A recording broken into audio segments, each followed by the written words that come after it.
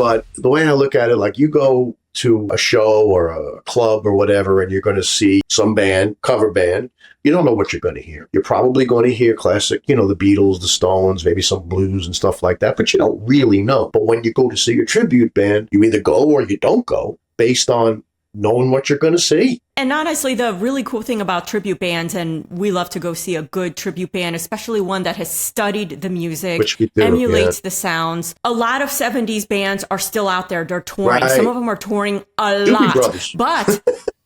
Doobie Brothers, not all right? Of them. Yeah. Not all of them. There are bands that people love, and they either aren't touring enough or they don't come to their town, and you want to hear that music live. A really rockin' tribute band is such a great way to experience the music live. Exactly. A band like Queen, a good Queen tribute band. You're not Freddie Mercury. Unfortunately, you're not going to see him. And it kind of brings you back to when it was Queen. It's a tribute, literally. Doobie Brothers, on the other hand, are still vital, touring, recording. In fact, we sometimes have to look at their touring schedule and make sure we're not, competing, and obviously tickets to see the Doobie Others are not quite as dear as tickets to see the Doobie Brothers. In my own humble opinion, I think we do it pretty damn good. You do. I mean, I've watched the videos, and for me, being able, like you said, Johnson, McDonald, like you got some amazing singers, and you said a couple of hits, but the Doobie Brothers, they have a gazillion hits. You could keep going all day long. Major hits that everybody knows, and some lesser hits that the fans know. I always point out Another Park, Another Sunday. I remember when it came out. It was a radio hit, and I loved that song. Some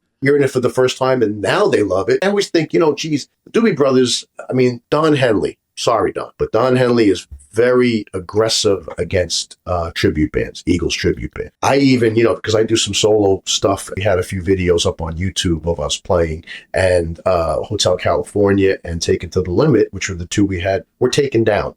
I got a notification from YouTube saying we had to take it down because of copyright infringement. I'm like, there's Don. He's got his people out there watching everything. We have never caught any, I've never had anything. It's not like the Doobie Brothers reached out to us and said, hey, thanks. I don't expect that. But they allow us to do what we do. And I'd like to think that part of the reason is that people hear the songs and they say, maybe I'll go download that album.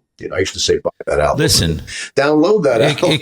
And it keeps their catalog going. It keeps their catalog going and maybe turns on some new people, even young people. In the meet and greet, I'll say, my God, how do you know the songs? You can't be more than 30 years old. And they'll say, my parents used to play it when I was growing up, and now I love it. And, and that, obviously makes you feel very good to know that stuff is still vital.